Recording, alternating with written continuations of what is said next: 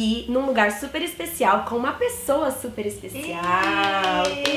Pra quem não conhece, não sei, né? Talvez quem me acompanhe também já acompanhe. É a Mandy Ribas. Ela tem um canal no YouTube aqui também. Ela é pedagoga, assim como eu. Sim, minha parceira de profissão, né? Mas ela é psicoembrióloga. Gente, genial, genial. Olha esse nome. Vocês já ouviram falar em psicoembriologia? Se não, hoje vocês vão saber. E a Mandy, ela tem um canal no YouTube também, que ela fala da vida materna, né? E a Mandy, há uns 2 anos atrás, me concedeu uma entrevista lá no blog, muito bacana, sobre a psicoembriologia. Inclusive, eu vou deixar linkado aqui embaixo pra vocês. E é muito bacana, é um conceito, é uma coisa muito diferente. E eu não sei se muitas mães conhecem, e eu acho que deveriam conhecer. E eu trouxe, quer dizer, ela me trouxe aqui, a gente se trouxe. E ela vai contar pra vocês hoje um pouquinho sobre essa tal da psicoembriologia. E eu acho que vocês vão amar. Então, a psicoembriologia, ela é uma técnica que você trabalha com o bebê dentro da barriga da mãe, né? Enquanto ele ainda é feto. Na verdade, ela se estende até os 7 anos de idade da criança. Então, depende muito do porquê que a pessoa tá procurando. Mas ela é como se fosse uma prevenção. Então, o ideal é que inicie durante a gestação, né? É porque se a criança, por exemplo, tiver 3, 4 anos algum problema, a gente não trata ela na técnica da psicanálise. Ela é uma técnica mais profunda, então a gente não utiliza tanto com as crianças. Então até os 7 anos de idade, se vem uma criança, a gente trata dentro da psicoembriologia. Mas o conceito mesmo é uma técnica que a gente trata o bebezinho, né, o feto, dentro da barriga da mãe. Então a gente trata as emoções do bebê, porque tudo que a mamãe sente, o bebê sente. A diferença é que a mamãe sabe e o bebê não.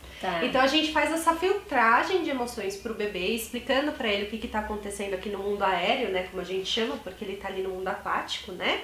E depois a gente também faz um aumento do vínculo entre a mãe e o bebê. Durante as sessões a gente entra em contato direto mesmo com o bebê, então a mãe pode conversar com o bebê, eu como profissional também converso com o bebê, então vejo se ele tem oxigênio suficiente, se ele tem espaço suficiente, se ele tá recebendo nutrientes suficientes, gente, tudo isso. Fantástico. E aí você consegue ver como que tá o desenvolvimento do bebê ali, né, junto com ele, junto com a mãe. Então assim, é um processo muito legal. E é bem pra isso mesmo, é uma prevenção de doenças psíquicas. Então, às vezes, durante a gestação, as pessoas falam assim, né? Ah, meu filho vai completar 1 ano. Não, seu filho vai completar 1 ano e 9 meses. Isso. Né? Porque as pessoas ainda não enxergam a vida no sentido psíquico, afetivo, elas enxergam mais só o desenvolvimento físico, né? Parece muito abstrato, né? Essa coisa na barriga. E parece que não sente, mas na verdade o bebê sente tudo. O útero, ele tem muitas ligações com o nosso psiquismo. A gente guarda memórias uterinas. Então, da sua gestação, você dentro do seu útero tem as suas memórias psíquicas uterinas. Então, o bebê, quando tá dentro do útero da mãe, ele suga tudo isso. Então, a gente precisa fazer essa filtragem por isso. Então, assim, é uma técnica bem diferente. As pessoas não conhecem muito, não é uma coisa que é muito divulgada, né? Mas é uma coisa que é muito legal e é muito importante, é muito bacana pra quem passa pelo processo, assim, consegue ver uma diferença bem legal, tanto na criança quanto na gestação.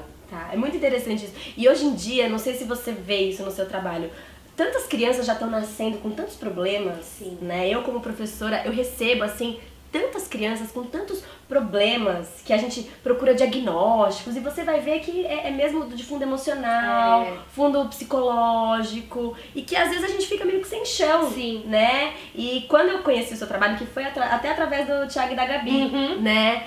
Eu achei isso tão interessante porque, como você falou, a gente dá tão pouca atenção pra esse momento dentro da barriga. A gente acha que só o que a gente come, né, que vai interferir, que a gente não para pra pensar nisso, né? Que o que tá ali é uma vida.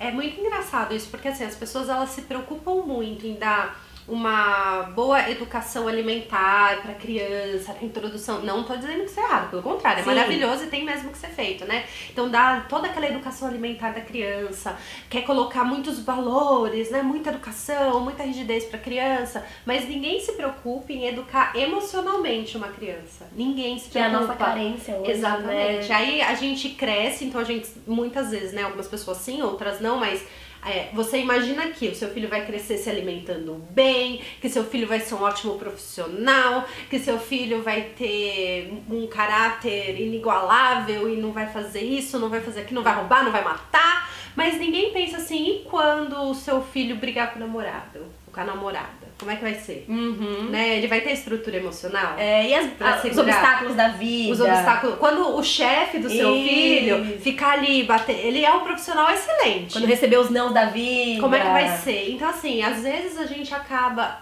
adoecendo, né? Mesmo criança. Porque não sabe lidar com as emoções. A criança não sabe lidar. Então, ninguém educa emocionalmente, que é uma coisa que é tão importante quanto todos os outros tipos de educação. Exatamente. Né? E aí já dá muito mais atenção. E a gente pode fazer isso desde a barriga, já educar essa criança emocionalmente desde lá da barriga, desde a gestação. Muito legal, isso é muito interessante. Agora sim, você trabalha com isso já tem um tempo. Já tem, acho que uns 4 anos. Faz um tempo já. Só que agora você é o quê? Você é mamãe. Mamãe. É uma recém-mamãe, digamos assim, né? Fazem 10 meses e 9 de gestação. Isso, que a Heleninha veio pra sua vida. E aí, assim, eu queria saber de você. O que você sentiu, se você usou a psicoembriologia, se você pode, né? Porque assim, às vezes a gente fala, eu sou médica, mas eu não posso aplicar em mim, eu preciso de alguém que aplique. Se você fez, se você precisou, se você vê diferença, eu queria que você contasse a sua experiência de mãe com a psicoembriologia. Mudou tudo. Da água pro vinho. Eu falo que desde que eu engravidei, hoje eu sou outra profissional. Olha que legal. Mudou tudo, porque antes quando a grávida chegava no meu consultório, eu aplicava a técnica, né? Eu era 100% ali a profissional, que aplica a técnica e tudo mais. Então, tem todo um relaxamento, depois a gente entra em contato com o bebê, depois eu saio da sala, a mãe fica sozinha com o bebê, ou e se o pai estiver junto, o pai também, eles conversam com o bebê, depois eu volto e encerro a sessão. É assim que funciona mais ou menos. Hoje, eu escuto a mãe, eu converso com a mãe, eu entendo a mãe, eu me coloco. Mudou assim, completamente. Vocês são dura horas, né? Não faço mais uma, agora são 2. Né? Não tem mais só um horário. Mas é mais ou menos isso. Então, assim, no sentido profissional, depois que eu virei mãe, mudou totalmente. Durante a minha gestação, eu posso sim aplicar a técnica em mim. Legal. Mas o que acontece? É muito difícil. Porque quando você conversa, entra em contato com o bebê, o psiquismo da mãe e do bebê são o mesmo, né? Então, a partir do momento que tudo que a mãe sente, o bebê sente, existem os nossos medos de mãe. Então eu perguntar assim pro meu bebê, né, enquanto grávida, como profissional. Filhinha, você tá recebendo oxigênio suficiente? O que tá na minha cabeça? Diga que sim, diga que sim, diga que sim. Sim. Então, assim, a criança já fala, pelo amor de Deus. Sim. Né? Então, assim, o meu medo ia acabar sempre passando pra ela. Então, eu nunca sabia se aquilo que ela tava me dizendo era o que ela tava me dizendo, se ela estava me dizendo alguma coisa, se era coisa da minha cabeça. É muito difícil. Então, eu procurei, né, uma psicoembrióloga. E aí eu fiz todo o processo da psicoembriologia com uma outra profissional que até hoje continua sendo minha terapeuta. Legal. Né? Então, porque eu não tinha essa diferenciação e eu ficava pensando, ai meu Deus, só falar que não. E quando eu achava que era um não, porque eu já não conseguia me concentrar. Eu entrava em pânico, eu não sabia o que fazer, então assim, não dava.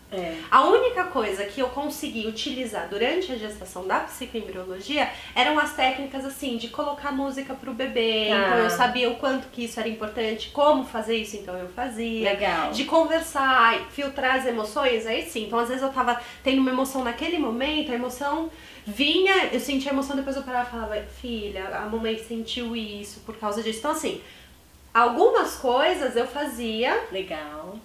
Por saber, né, por trabalhar com isso, então me ajudou muito.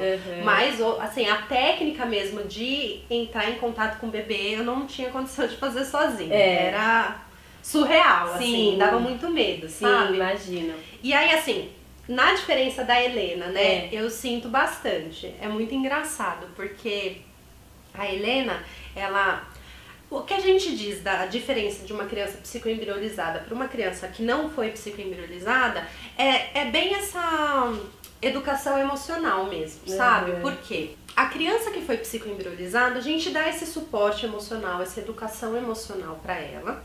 E isso é bom e é ruim, tá? Porque eu costumo dizer assim pros meus pacientes, você pega uma prateleira e coloca ali 99% de coisas boas e 1% de uma coisa ruim.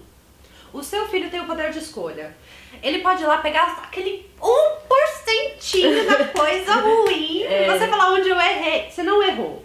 Todos nós temos o poder de escolha. Mas da mesma forma que se você colocar 99% de coisas ruins e 1% de coisa boa, ele também pode ir. Sim. Só que existe a probabilidade, né? Então, quanto mais coisas boas e positivas você oferecer, mais a chance dele... Existe essa chance. Então, a criança que é psicoembriolizada, ela consegue ter uma maior diferenciação das emoções e das escolhas que ela vai fazer. Sim. Porque desde do útero, desde a barriga da mamãe dela, ela é treinada a dizer sim ou não pra tudo na vida. E a gente fala... a técnica, quando a criança diz sim, ela dá um impulso, né? Um chute na barriga da mãe. E quando ela diz não, ela dá 2. Né? Por quê? Porque é mais difícil a gente dizer não na vida do que sim. Então ela tem que garantir o não. Né? Quando a gente diz não, a gente não pode falar não e voltar atrás. Ou a gente falou não, é não, e acabou, né? Sim. Muitas vezes a gente volta atrás, né? Mas porque a gente não tem a educação emocional. Sim. Se a gente tiver uma educação emocional forte, a gente não volta atrás. É inconstância, né? A gente fica inconstante nos nossos sentimentos. A gente se sente culpado porque falou não pra pessoa, porque se colocou em primeiro lugar e não colocou a pessoa. Tantas coisas, vem. Então a gente já ensina isso desde a barriga, de que quando ela disser um não, ela tem que ter certeza daquilo que ela está dizendo. Sim. Então quando a criança nasce, ela sabe dizer um não. Então isso é um pouquinho complicado. Por isso que eu falei assim, é uma coisa muito boa, mas que você tem que estar preparado como mãe pra lidar com aquilo também. Porque ela vai mostrar exatamente quem ela é. Diferente de uma criança que não é psicoembriolizada e que faz a escolha, porque uma criança que não é psicoembriolizada pode sim fazer a escolha de mostrar quem ela é, de mostrar as atitudes dela. Tudo são escolhas. É como eu falei, a criança psicoembriolizada se só deu aquela instante de uma maior opção de escolhas para ela, né?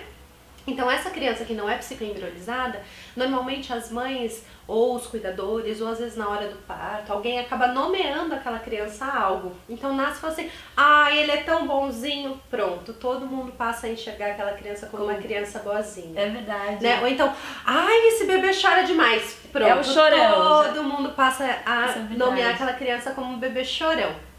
Então, o que acontece? A mãe acaba rotulando um pouco aquela criança e acaba aquela criança convivendo com aquilo não passa a ser quem ela realmente é. É verdade.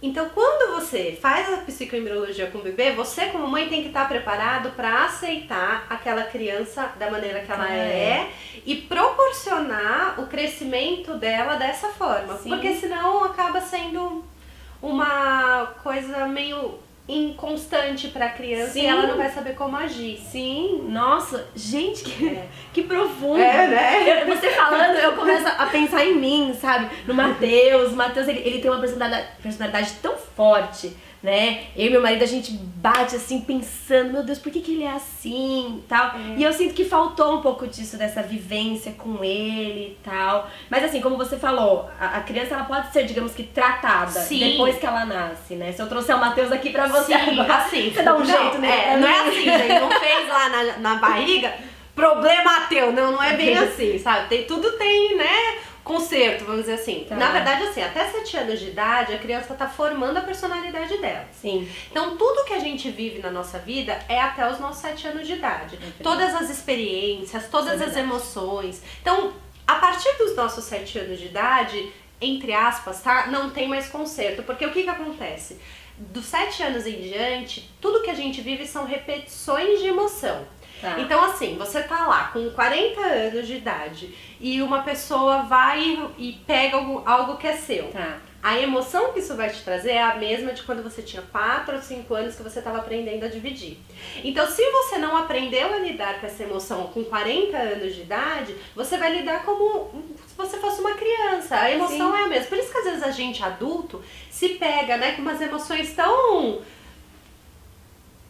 bobas e infantis, né? Você fala, nossa, eu tô tão chateada porque fulano falou assim comigo. É uma coisa parece que tão boba, tão infantil, mas porque realmente é uma emoção infantil. Uau! Então, assim, até os 7 anos de idade, a gente forma todo o nosso psiquismo, toda a nossa personalidade. Então, tudo a gente consegue direcionar e educar novamente aquela criança de uma maneira que a emoção dela seja uma educação mais forte emocionalmente. Para que depois as repetições, quando ela tiver essas repetições na vida dela, ela consiga lidar com as situações de uma maneira mais tranquila, mais segura, né, dela mesma. E se isso não acontece até os 7 anos de idade, normalmente as coisas se repetem na nossa vida. Né? A gente fala, nossa, acontece a mesma situação, parece que por mais que eu mude de emprego, eu sempre tenho o mesmo tipo de chefe. Ou por mais que eu brigue com amigos, eu sempre tenho o mesmo tipo de amigo. Por quê? Porque são emoções que a gente ainda não conseguiu trabalhar. Então a gente vai sempre repetindo, porque a gente suga isso das pessoas. A gente procura aquilo que a gente precisa evoluir. Né? Ninguém procura aquilo... Ninguém quer andar pra trás, todo mundo busca andar pra frente. Então, às vezes a gente acha que a gente tá andando pra trás, mas na verdade a gente não tá. A gente só tá ali naquela emoção infantil tentando fortalecer, ser uma pessoa segura e a gente vai aprendendo. Cada vez que a gente quebra a cara, a gente aprende. E fortalece uma emoção. É verdade. Então, assim, até os 7 anos de idade, gente, investe na educação emocional do seu filho. E depois dos 7 anos de idade, você continua investindo, claro. A única diferença é que aí já tá formado.